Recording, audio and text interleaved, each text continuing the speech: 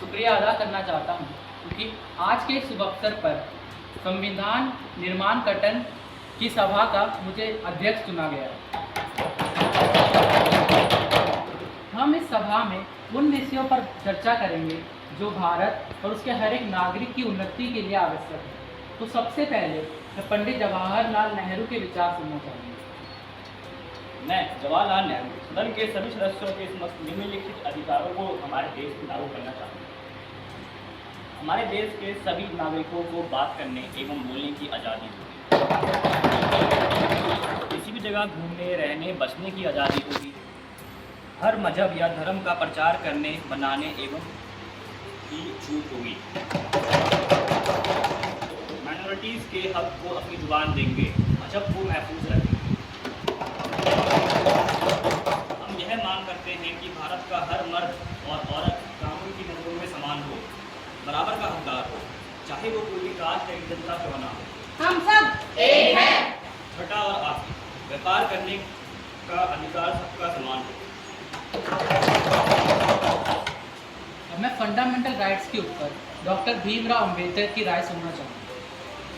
मैं भीमराव अम्बेडकर इस सदन में उपस्थित सभी सदस्यों के सामने अपने विचार स्पष्ट करना चाहता हूँ। मैं आज कुछ फंडामेंटल राइट्स के बारे में आपको बताने जा रहा हूँ। पहला, राइट टू इक्वलिटी। भारत के हर एक नागरिक को कानून द्वारा बराबर सम्मान व अवसर दिए जाएंगे। दूसरा, राइट टू कॉन्स्टिट्यूशनल रेमेडीज। अगर किसी भी नागरिक के मूल्य अधिकारों का अपमान होगा तो वह नागरिक कोर्ट में जाकर अपना पक्ष रखने के काबिल रहेगा। And at the last, right against exploitation. All the exploitative activities like slavery and child labor will be strictly prohibited by the law, and the one disobeying this rule will be harshly punished by the law. In the end, I want to tell you that 1/3 of the Lok Sabha seats and Rajya Sabha seats will be reserved for the lower minorities like Dalits and women. Bharat माता की जय। मैं सुचेता कृपलानी जी का धन्यवाद करना चाहता हूँ, क्योंकि उन्होंने उन अधिकारों को सबके सामने लाया है जो कि समाज में छिपी रह जाती हैं। तो मैं उनसे निवेदन करता हूँ कि वो हम सबको भी उन अधिकारों के बारे में बताएं। मैं सुचेता कृपलानी इस सदन के समस्त सदस्यों का ध्यान अपनी ओर आकर्षित करते हुए हमारे देश में चलती आ रही महिलाओं के प्रति दुर्व्यवहार का कठोरतापूर्वक निंदा करती हूँ।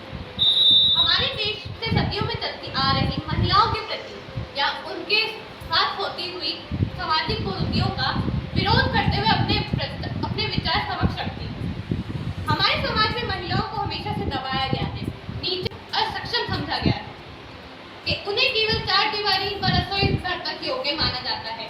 उन्हें न पुरुषों के बिना बाहर जाने की आज़ादी है, न अपने लिए आवाज उठाने की।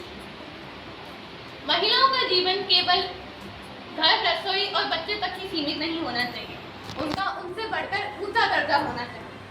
हमारा समाज सती प्रथा और न जाने कैसी सामाजिक प्रथाओं के नाम पर महिलाओं के साथ अन्याय किया जा रहा है। उनका जीवन केवल घर, बच्चे, पति तक सीमित नहीं होना चाहिए, उन्हें और भी उपलब्धियां प्राप्त करवानी चाहिए। इस देश को ताकतवर और शक्तिशाली बनाने के लिए जितनी पुरुषों की जरूरत है, उतनी ही महिलाओं की भी होनी चाहिए। अगला विषय जिसके बारे में मैं बात करना चाहूँगी वो है पॉवर्टी राइट्स। हमारे देश में आज भी कई लोग भूखे सोते हैं, गरीबी से जूझ रहे हैं।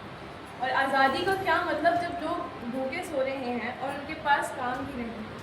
तो मैं चाहती हूँ कि गरीब और अमीर को एक ही काम मिले और उन सबको एक ही नज़रिए से देखा जाए और उन सबको इक्वल राइट्स भी प्रोवाइड किए जाए। सदन का ध्यान रखें और आगे शुरू करना चाहती हूँ। सच्चाई की ही जीत होती है, ये मेरा विश्वास है और मैं हमेशा इसी रास्ते पर चलूँगी। आज मैं आप सबके सामने बाइकैमरल लेजिस्लेशन यानी 2 सदनों वाली संसद के बारे में अपने विचार रखना चाहती हूँ। हमारे देश की पार्लियामेंट 2 हिस्सों में बटी होनी चाहिए, लोकसभा और राज्यसभा। लोकसभा को जनता के द्वारा चुना जाएगा, ये पीपल्स हाउस होगा, और राज्यसभा को जनता के प्रतिनिधित्व द्वारा चुना जाएगा।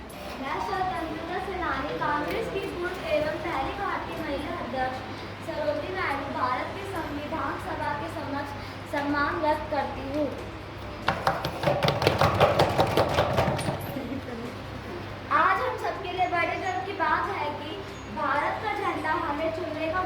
मिला है। जैसे कि हमारे भारत का संकल्प है कि हम अखंड है एवं विविधता में एकता की बात करते हैं। हम सब जानते हैं कि हमारे जीवन में रंगों का बहुत बड़ा महत्व है। हम सभी ने मिलकर यह निर्णय लिया है कि भारत का झंडा 3 रंगों का होगा, जिसे तिरंगा कहा जाएगा। एजुकेशनल राइट्स भी भारत में बहुत आवश्यक है, तो मैं चाहूँगा कि रेणुका राय इस विषय पर अपनी राय दें। मैं रेणुका राय भारत की एक स्वतंत्रता सेनानी, समाज कर्तव्य राजनीतिज्ञ और संविधान सभा सदस्य हूँ। शिक्षा का आधार हर व्यक्ति के लिए जरूरी है, क्योंकि यह उन्हें बेहतर जीवन जीने, ज्ञान प्राप्त करने और समाज में सटीक रूप से भाग लेने का मौका देता है।